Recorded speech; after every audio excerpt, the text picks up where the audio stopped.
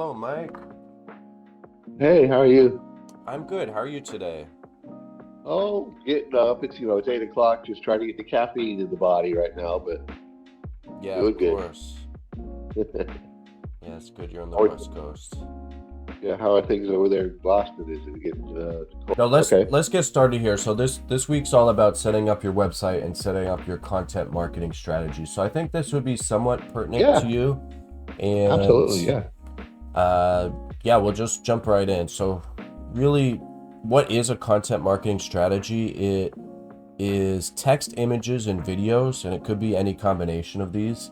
And you take those and you create articles, videos, pictures, posts, basically any sort of digital footprint item, you post it online. So what you want to showcase is your product knowledge, your industry knowledge through your content. So customers know, like, and start to trust you, and you establish authority, you garner trust. So it's all about this law of reciprocity and abundance. So you're giving the content and knowledge away for free, and then in return, you receive back leads, contacts, business, and eventually money.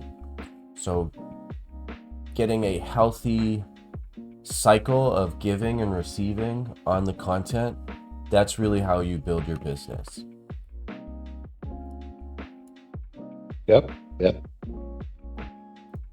So your content marketing strategy, it's kind of like a house, right? You have all these different rooms and the furniture in the house, and nobody likes a messy house. So you want to organize it into the different rooms. So just like a house, you'll have certain items like hardware and kitchen items in the kitchen and stuff for your bedroom in the bedroom. You want to similarly organize your content in this way, and then also think about the doors or bridges or links back to other pieces of content. So the website is really the best place to house content. It's permanent, so you'll always have it. You have ownership of it and full control. And then of course the analytics, so you can go in and see which pages people are going to, what sort of clicking. And the last thing is social media. So building a LinkedIn following is huge. LinkedIn is not the most popular social media, but in terms of the average household net worth of users of LinkedIn, it is the highest. So people on LinkedIn have money and they're spending it, and they're looking for ways to spend it judiciously, and either through their business or for their business, for the company they're working for, or for their personal. YouTube is also a great social media. It's a free media distribution site, so now you can post videos and essentially compete with anyone else on the web. So 5, 10, 15 years ago, you had to use TV, very expensive, talking about millions of dollars of investment. YouTube is completely free, so you can go and post a YouTube video right now in the next 5 minutes. So that's a huge unlock for any business owner, and it's a great way to generate a lot of attention around what you're doing. And then there's some smaller sites too, like Medium, which is basically an online blog. It's a writing platform. Quora and Reddit, which is a question and answer type forum. So these are great places where you can generate backlinks back to your website. So if you think about content marketing strategy, it encompasses all of the different things you're doing. So website is the biggest one. We talked about that. But other things you can involve are blogs, podcasts, videos, ebooks, brochures, anything PDF related, anything downloadable, any sort of checklist or little guide or ways to help your customer. All of this is considered content. So there's strategy, which is your overarching goal for what you're trying to do long term, and then there's tactics, and those are things you do every day and every time you post something. So a video strategy or a video tactic would be making a good thumbnail, making a good title with good keywords. Those are all different tactics within your video strategy, and then your video strategy sits inside of your overall content marketing strategy. So each business is slightly different. Also, each business owner is different. So what you're good at and what you can do easily and what is most effective can be different. So you want to understand what is the best strategy, not only for you, but also for your business. Something you can do reliably, consistently, and something that actually moves the needle. So if you aren't good at writing blogs, don't sit and try to write a blog for 4 hours every day. Maybe just do a video, and vice versa. So you'll find what works, and through analytics and trial and error, you'll also find what is most effective.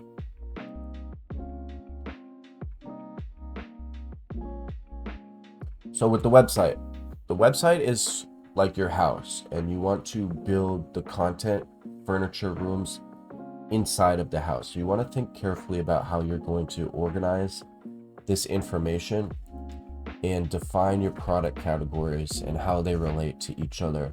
So Mike, with the robots, you might have a robot for the restaurant, but you might also have one for hospitals or a different type of business. And each one of these are going to be a little bit different. Might be different sizes, different size wheels, different end effectors like the arms and things they're using to carrying. So you want to think about the best way to organize this, and there's not going to be an industry standard per se or best way of doing it. You want to almost create the standard yourself. And the way you do that is through your knowledge and experience. You can also use ChatGPT to bounce ideas off of it. You can also use competitor websites, but you want to do it in a unique way that presents the information in the most digestible way for the reader. Demand. So we want to take that concept and then separate it into two concepts, which are demand generation and demand harvesting. So demand generation is where you're educating the customer or potential customer. Might not even be someone who's buying, just someone on the internet. And you're just sort of giving them helpful information. You're teaching them what is a delivery robot, what is your product, include white papers, articles. You can be very general or more general in this area. And then once you've built up a bit of demand, people start to realize that, hey, this is something that I might need. Then you send them over to your demand harvesting section of your website. And that's your product pages, your data sheets, your lead forms where they can reach out to you. And that's how you want to think. So demand generation is really non-promotional, and you can post those pages on non-promotional websites like Reddit and Quora and these other ones where they don't want to be reading commercials. They want to be reading educational content. So demand generation, think educational content, and demand harvesting, think more business content where you're actually showing the products. And by separating this out, it also makes it coherent and allows you to build up trust and authority. So people know when you're trying to sell them, and people know when you're trying to educate them. And it's like, okay, you're not violating any of their boundaries. When they click on something, they're not just jumping immediately into a sales funnel. They're reading, they're learning, they're in like their safe place, right? Without getting a commercial. And then once they click off or click to a different page on your website, now you go into the business because they've almost self-selected that they want to learn more about the product, about the business side, and may end up becoming a lead. So separating those two out is huge. Okay, yeah, makes sense. And trust and authority pages too, you can do like an about us, a mission statement, an origin story. Those are all good pages to have.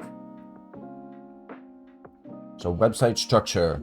This is how you will want to organize your website. So you have your home page, which can also be called your hero page, where you explain in 10 seconds or less, or essentially as fast as you can, what exactly it is that you do, who you do it for, and what customers are appropriate for who you're talking to. So that's your homepage, like a big image, a little blurb about your company.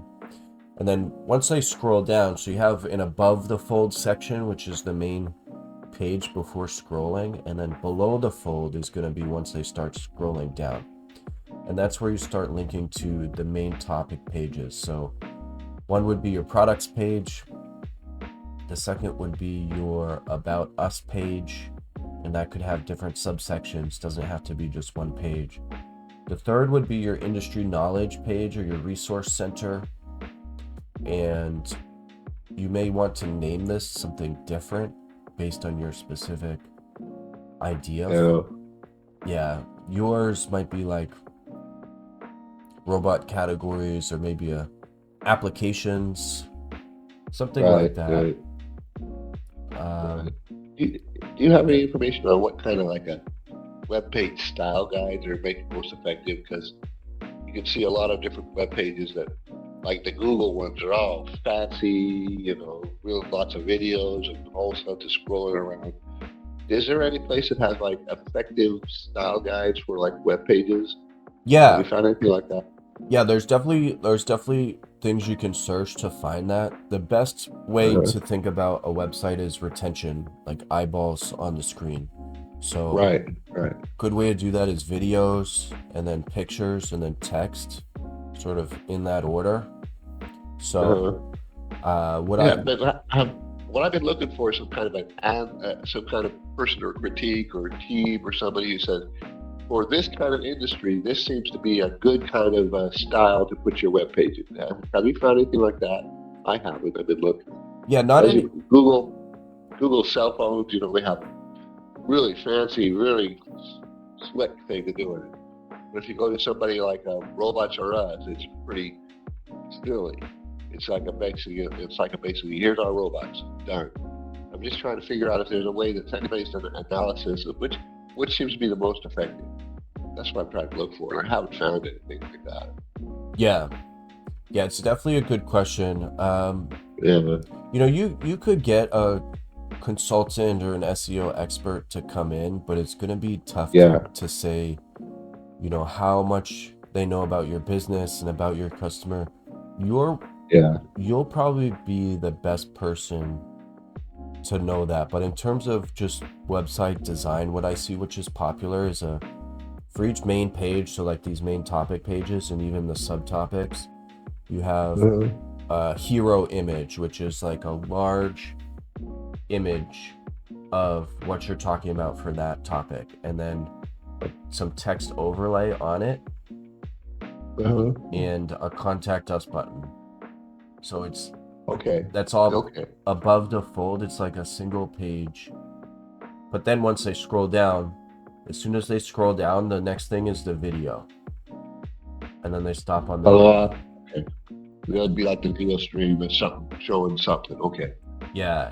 And then they go down a little bit more, and then that's the title, and then some text, and then maybe more images or more videos, and it gets like less and less important, or you start digging deeper into the content, you start getting people kind of trailing off. But first is hero image with text, which is exactly what it is. So if someone already knows what they want, what they're looking for, it screams out to them that, hey, this is the page to do it, and then click this button. So they're not searching around.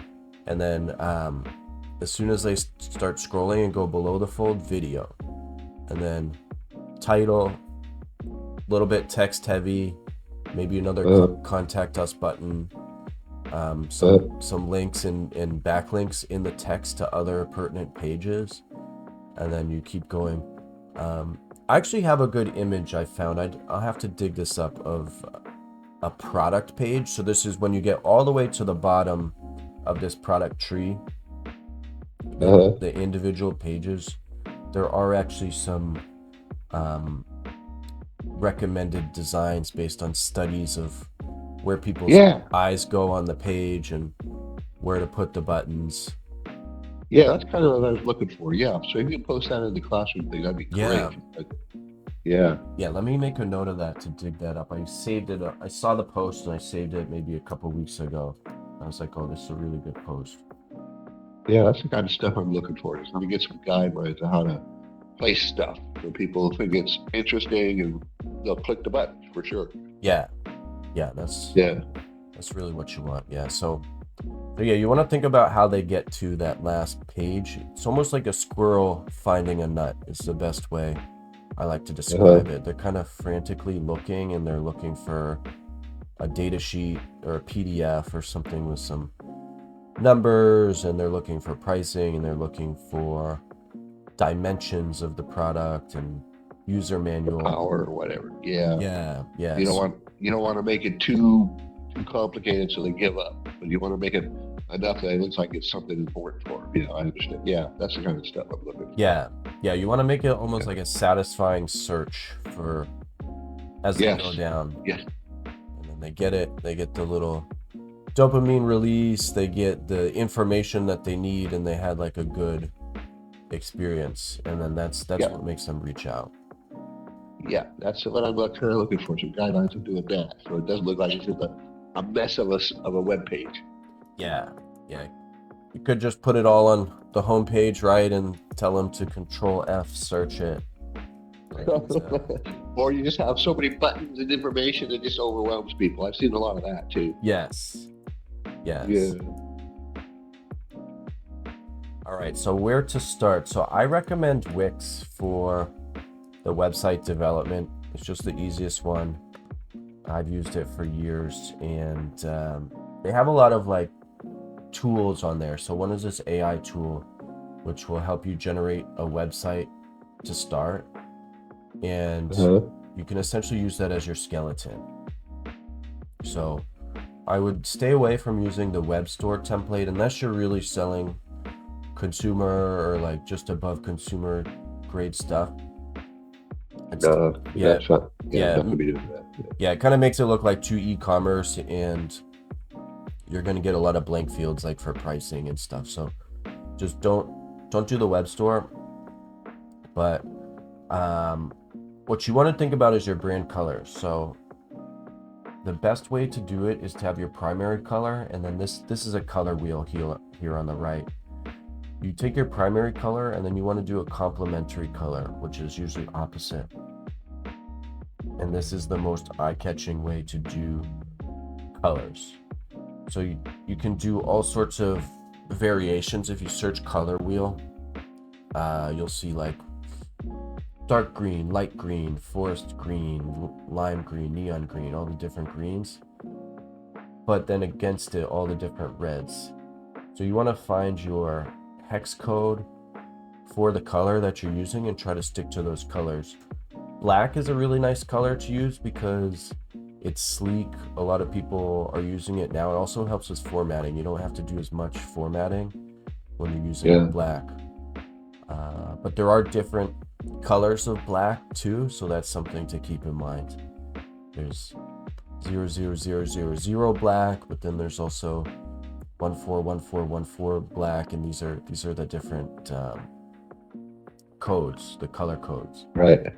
So yeah, pick out some colors, 3 or 4, and you can have the AI tool Wix, when you're generating it to start, use your brand colors. That's the big important thing to start, and then you can look at competitor and industry websites and make it very similar to what they're doing. And that's what I would recommend. Look at like the top 5 competitors that you're trying to go against and basically copy and mirror their website as much as possible. Yeah, well, that's what I've been doing. I don't like it, but I understand what you're saying. But maybe they're working. Maybe I have to do that. That's the thing, yeah. With some things in business, you want to be creative and unique, and then a lot of other things, you want to be the opposite. You want to be mundane and just do what's working, do what converts. Yeah. Yeah, that's always been a big challenge for me, is because I want to make everything unique, but really I just need to listen and do what works. Yeah. Hello, Shahab. Thanks for joining. Yeah, sorry I missed the invite. I just saw it in my email. No worries. I finally put it as a repeating Yeah, item. I Yeah, looked yesterday and there wasn't anything. I thought maybe you're busy, but thanks for putting in there. yeah, I'd failed to do that originally, but now it Yeah. should be good. Yeah. So this week we're just doing some website generation stuff, and we're just getting into the meat of it. So I recommend using Wix and using the AI tool to start with your site. And the main thing is to pick your brand colors before you start. After that, pretty much everything else can be easily edited. But you want to get to a basic 5-page site, which is your home, your products, your about us section, your knowledge center or resource center. You want to rename this as you see fit for your specific industry and business. And then the contact us page, which is the lead form and the way that people can get in touch with you.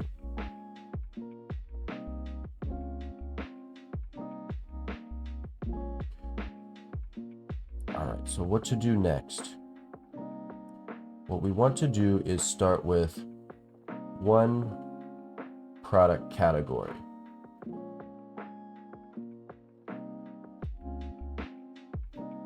So you want to start with a group of products or product category that you're most comfortable with from a budget, knowledge, and delivery perspective. So something you can actually sell, deliver, and support. So if you look on the right here, this is what a product tree looks like. So stuff, this is like your homepage or just in general products. The different sport, so basketball, soccer, and then drilling down into the different items for that sport. So Mike, yours is more solution based, I think.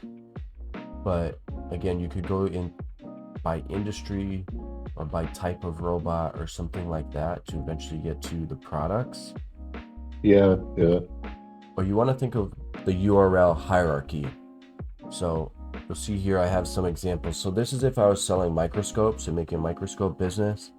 So you have yoursite.com/microscopes, and then the next page would be microscopes, lenses, and then the actual product would be this Super Lens 10. So this is how you want to develop your URL slugs. You've probably seen this, but some websites I still see a lot where everything is just based off the main site in terms of hierarchy. So you want to think about the categorization and the trees, the product trees as you go down, and then the URL hierarchy.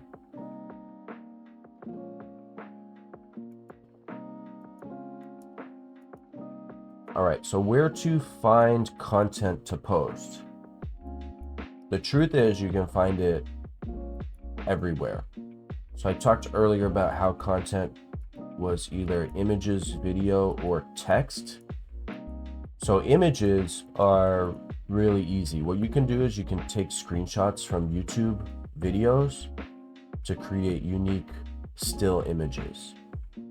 And anything you post on your website, you want to make it unique because that's what's going to get the most attention from Google. If you have the same images as other websites, you're basically going to get a strike against yourself for having duplicate content. So it's easy to make the images unique. You can add text on top of the images or in a little window right on top. You can crop, flip, or merge multiple images together. And then you want to take images that are similar to the top images from your search. So say you go search your product, say it's microscopes or purchase microscopes or microscopes for metallography, a metallography microscope. So say I put that into Google for the search.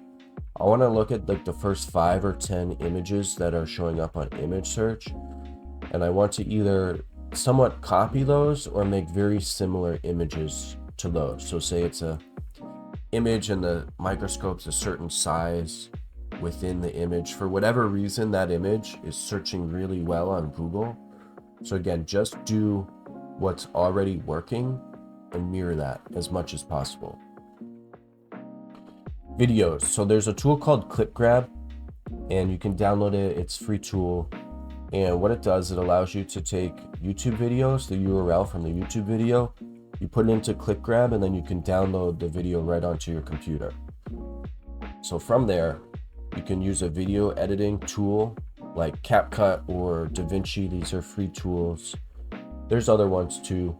You can load the video into your editor, and then you can start putting multiple videos together. You can also do voiceovers of the content, and then you can also add pictures into the video, like a still shot for a few seconds as you're doing your voiceover. So this is a great way to create unique content. And then the copyright rules and laws around online content are very loose. Once you start modifying the content, it becomes yours more or less, as long as there's not a lot of like brand names or other sort of copywriting watermarks on the video. So if you take videos from a lot of different channels and put them together, it looks like your own unique video. And this is what a lot of people on YouTube do already. Some of the top people on YouTube, they make these things called reaction videos, where they're just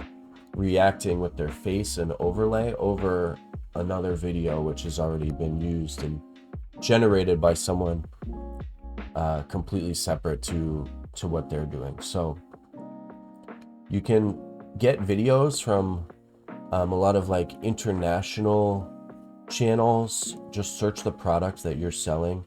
A lot of international channels, a lot of university channels. A lot of this stuff isn't really copyrighted or made in a way that is like there's rights to it. So you can take cuts and different images and text and your voiceovers and put that all together and create a completely unique piece of content. You can also do data sheet walkthroughs, and then once you establish with some suppliers, they'll probably already have a lot of videos that you can use too, but they might have them in a different language, or the narration is a little bit maybe they have an accent or something. So you can go in and update them with your voiceover, with your unique perspective. And you can also add like your brand, cover page for your brand, and an ending page.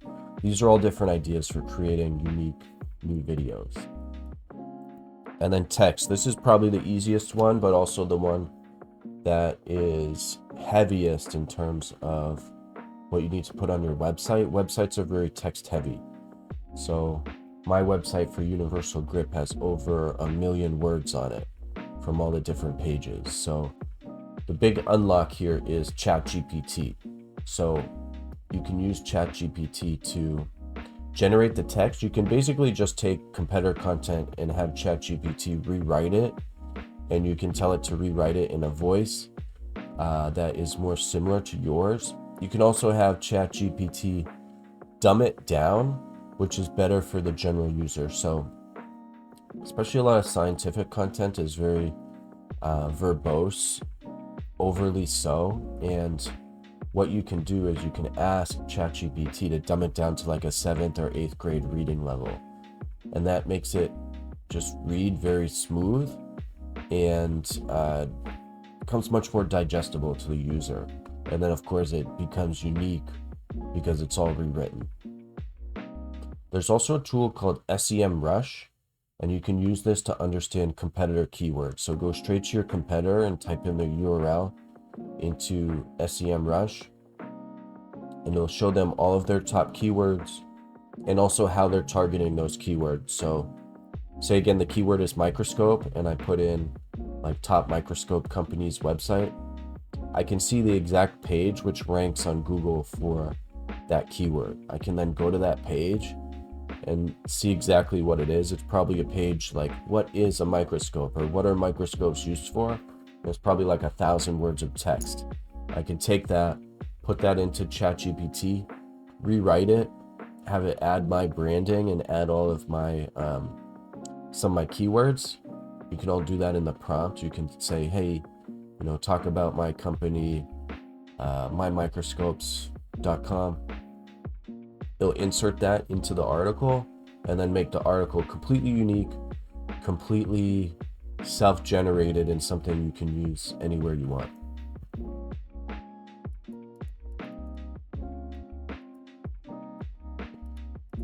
So you want to think about your website as an online library. So this online library concept is all about demand generation. So you want to be educating your potential clients and people visiting your site.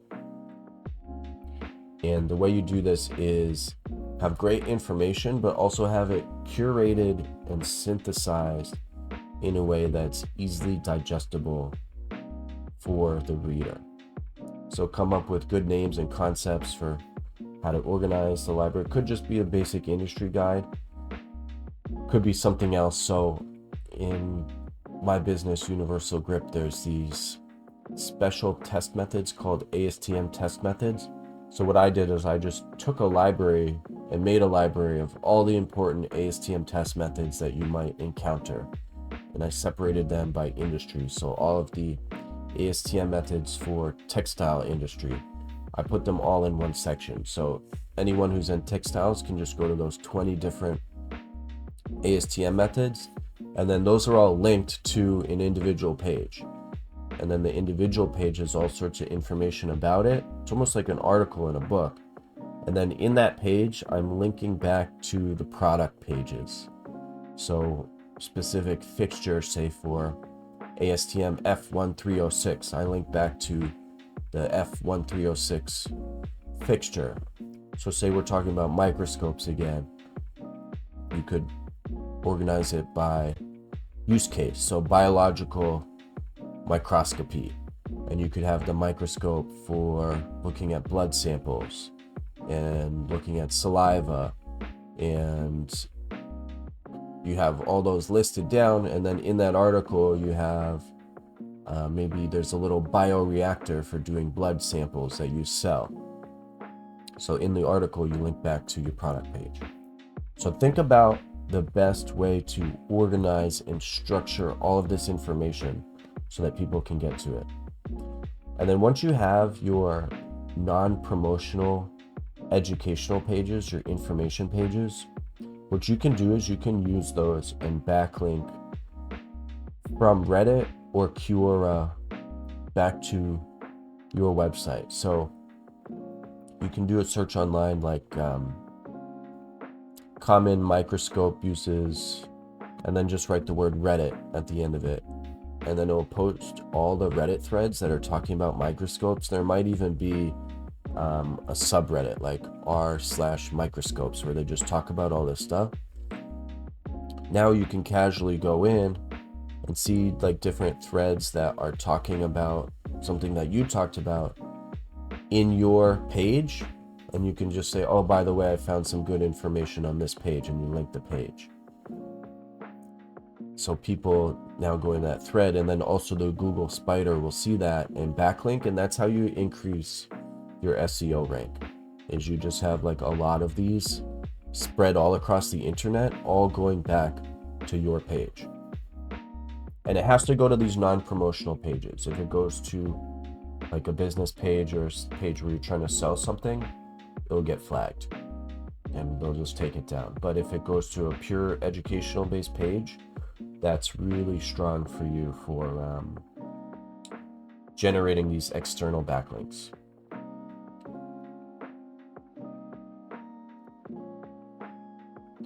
All right, so a few website tactics and analytics. So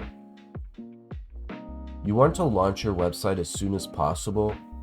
So the SEO ranking system, it considers the age of the website.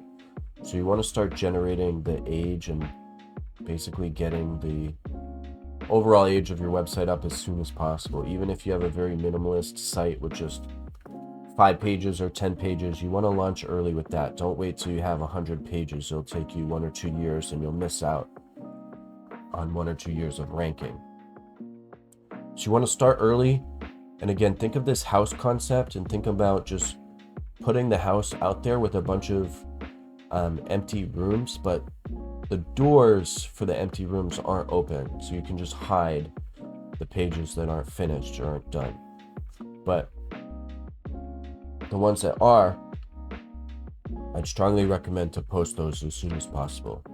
Launch with just your homepage, About Us section, contact page, and then one product category and one product category tree with like a few products at the end of your tree. You then want to set up Google Analytics. So there's a lot of YouTube guides on how to do this for Wix, and maybe you're using WordPress or any other website hosting or website creator tool. Very easy to set up Google Analytics and get all that sort of talking to each other, linked together. And then there's another really useful tool, which is called the SERP checker. And the icon for the app looks like this.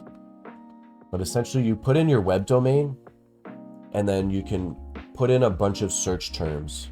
So again, say we're on microscopes, you can put in your microscope website, so mymicroscopes.com, and then you can have it search light microscopy, have it search by microscope, have it search microscope for biology, and you put all your search terms in, and then it will automatically search and rank them. So every day when you go in and hit re-rank, it'll go down all your search terms. Maybe you have 20 or 30, and it'll rank them. So one day you'll maybe be, right when you start, you'll be ranked 76. And then you keep working on it, you're adding content, then you're going to be ranked 68. And then a couple weeks later you'll be ranked 52. What you want to do is get onto that top 10, so you're in the first page of Google. And the holy grail is really that number one spot. And that'll take a pretty significant amount of time to get there. But it's worth a lot of money if you can. Basically like digital real estate when you think about it. So start with long tail keywords that are maybe 4, 5, or 6 words long. So maybe light microscopes for biology applications. So maybe you'll rank number 1 for that after a short period of time, because it's so long and your competitors might not be going for it. So that's a good one.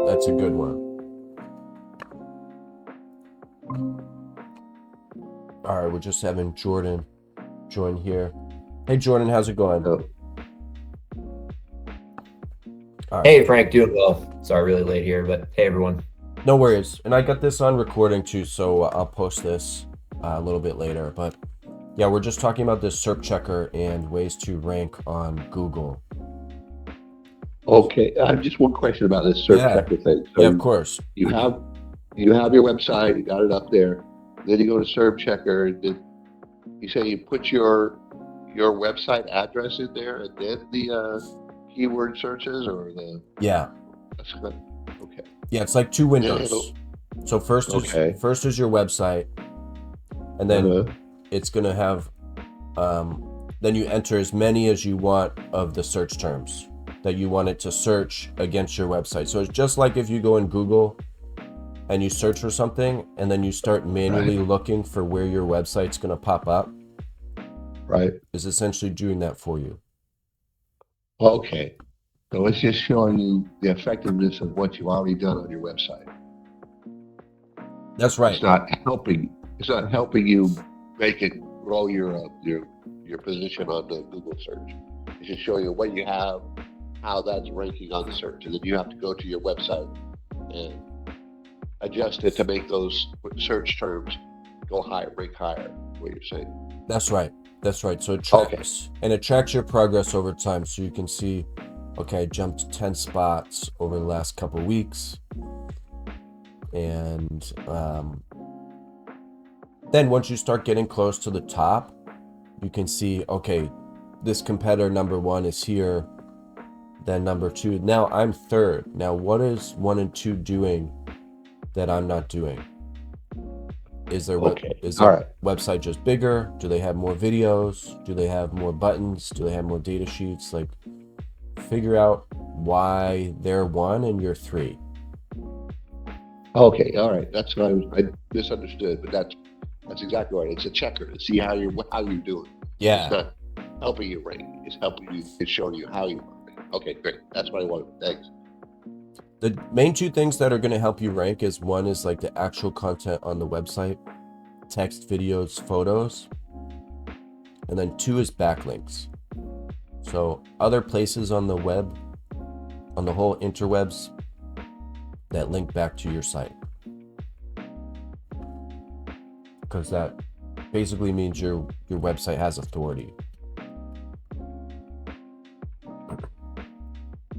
All right, and then LinkedIn. So I would go all in on LinkedIn. You guys have maybe seen me on there the last couple weeks, last couple months, last couple years, really. The nice thing about it is that you get a free 100 connections each week.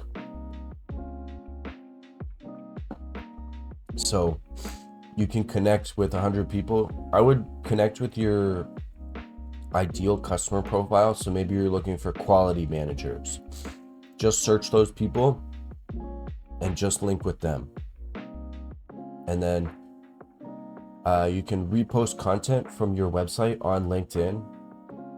And you can also use LinkedIn as your blog platform. So it's now indexable via Google search. And this is something that's new. So when you do Google searches, now stuff from LinkedIn pops up. Didn't used to do that. And then a little tip or hack, something you can do. If you're running a side business, so if you already have a job and you're nervous about, doing both at the same time, start a LinkedIn as a family member. So for LinkedIn, you can only have one profile per actual person, but you could use like your sister, cousin, father, or someone. Just ask them like, hey, can I make a LinkedIn profile for you?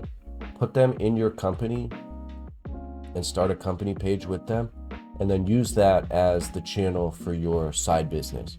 If you're going all in, then just update your own stuff and just be like 100% behind your brand. But if you're using your LinkedIn for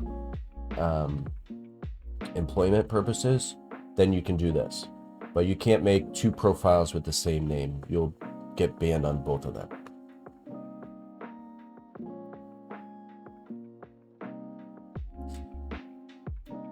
So this is a nice way to make a curated audience of just the exact people that you want to deal with. So say you get 100 quality managers a week. After a year, that's 5,000 people all in your ICP. So whenever you post something, it's almost like as good or better as an email list, because just your key people that could buy or would want to buy are going to see your content. And then the next one is YouTube. So you are your YouTube account. So a lot of companies have small YouTube accounts, and that's where the opportunity is. So say it's a big $100 million business, but you go to their YouTube and they have 3 videos posted and 7 subscribers. So this is a huge opportunity that they're missing in terms of free marketing. So it's a free video distribution channel. You can compete with any company in the world. When you go to search a video, the top company, maybe like Apple, is there, and then your video is right underneath, and they both look the same. There's no like special ring around the Apple one that says like, hey, this is a huge company and they've been around for forever. It's just, everyone's on the same playing field essentially. You can buy ads, of course, but that's not what I'm talking about. I'm talking about the organic YouTube experience is an even playing field. So you can repost videos from your suppliers, repurpose previous content or existing content to make it unique. So that's the reaction videos and the voiceover content. You can also answer your own questions. So this is a big thing, especially when you're starting. You are going to have a lot of questions about the industry you're working within, the machines, the products that you're selling. I know Jordan is in this zone right now where it's a new field, and he's really pioneering a lot of it. So a lot of the questions that he has, he's going to answer for himself and then make a video about it and make his website geared towards answering those questions. So as people learn about it and are trying to find this information, they're going to have the same exact questions that he has as he's doing it. So you want to pay attention to search terms and descriptions. Use similar titles as the top videos that are already there. So again, you don't want to be super creative, just do what's working. You want to make good thumbnails. So a couple quick things on thumbnails, just like rules to live by, rules of thumb, things that have been like scientifically proven to be advantageous. And when I say scientific, I mean people like Mr. Beast and like the top YouTube creators, they all do this. One is brightness. So the brightness of your YouTube thumbnail is very important. So you want to use bright colors. You also want to use contrasting colors. So I showed the color wheel earlier. So contrasting colors would be like red and green, or orange and purple, like the color opposites. So you want to have a lot of those, the brightness, and then something that draws curiosity. And then the title is a little bit more descriptive, but again, it draws that curiosity in. So there's a couple terms, things like guides, hacks, top 10s, all of these types of things do very well on YouTube. So structure your content in that way. And there's you could do a whole course on YouTube content. So I don't have the platform here to do that because we're doing mostly the business, but YouTube's going to be huge for you. This is going to be like your main driver of leads and traffic, and people who are searching on YouTube for products are like very highly likely to buy. And then also the last thing is to add backlinks in the description, in the video description. Add the backlink to the specific page that you're looking at. So say it's a product on microscopes, you have the description going back to your page on the microscopes. All right, so tying it all together for week 3, you need to blow up your digital footprint. So if you haven't done this before, this is probably the best way to describe it. You need to blow up online. So everything, your Google business address, making press releases, you can do a lot of this stuff for free. You need to create your own buzz and make yourself easily findable online. So no one knows or cares who you are. Stuff you do now will be forgotten about within 10 minutes for the most part. So you need to spend 2 to 4 hours each day building content and marketing your business. Marketing is going to be the biggest constraint for the first 10 or 20 years until you're an industry leader and everyone knows your name in the industry. You want to focus on marketing, not sales, not product, not distribution or support. All of those other fires, those smaller fires, you need to let burn, and you need to just focus on marketing. So you see the image here. I have this big megaphone that's on purpose. We're just blasting out stuff every day. Pictures, articles, content, videos. We're posting it all on the web. We're posting it on YouTube. We're posting it on LinkedIn. After you're doing this for like a month or 2, you want to start to understand the biggest levers to pull.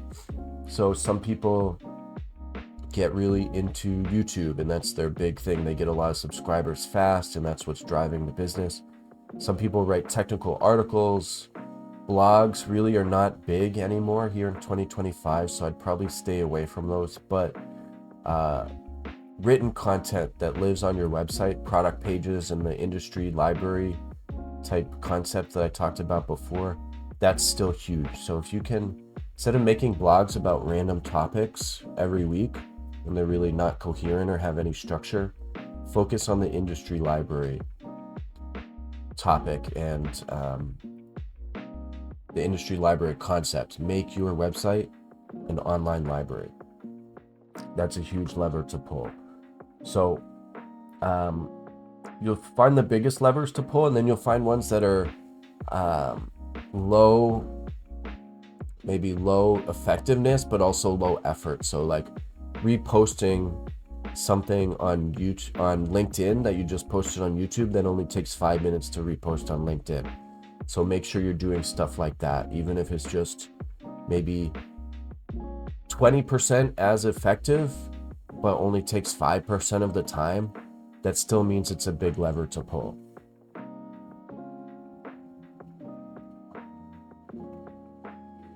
All right, and then we have some week 3 wrap up and activities. So I have the checklist over in the school page in the resources section, and it's called the classroom. You can see that under week 3. It's just a short checklist, but there's 3 big things. The first is launching your website with the initial 5 to 10 pages. So use the Wix AI tool to generate the skeleton, then add a little bit just to personalize it, and then I would publish as soon as you can. You can always edit it later. Remember, people are going to forget about you. So what you post now, if you update it in 3 months, 6 months, 2 years from now, no one's going to remember your old site. Start your YouTube account and post your first video. Your first video is going to be terrible. Again, you can always delete it later, but you need to learn how to post, how to set up your thumbnail, how to set up the title, and you'll get a couple of views and you'll start to understand the analytics and how it's all about retention, and you'll understand about retention graphs. So the only way to start learning about this stuff is to actually do it. And then start your LinkedIn and the LinkedIn company page. We didn't talk about that too much, but basically you start a dedicated company page within LinkedIn. It's not too complicated to do, and there's guides online, but the company page with your logo and a blurb about your business, that's going to be important. Don't forget to schedule your one-on-ones with me. Jordan and I had a really good session this week. On Fridays at 10 a.m., the Ask Me Anything session, that's now going to be live. So that's going to be live streamed on LinkedIn. So you can pop in if you want, see what's going on. It's almost going to be like a live show for 1 hour that I'll be doing every Friday. And then finally, once you do all this and you finish the week 3 checklist, I would say you're officially a business owner. So congrats on that. Welcome to the fire, as Elon Musk says, chewing glass and staring into the abyss. It's only going to be problems from here on out. You're going to be solving big problems that your customers can't solve, that your employees can't solve, that other people in your industry cannot solve. So it's going to feel like you're in the fire all of the time. But don't worry, that's why you're here. That's why you're doing this. You're doing this to do big things. All right, guys, any final questions? We have a couple minutes here before the hour is up.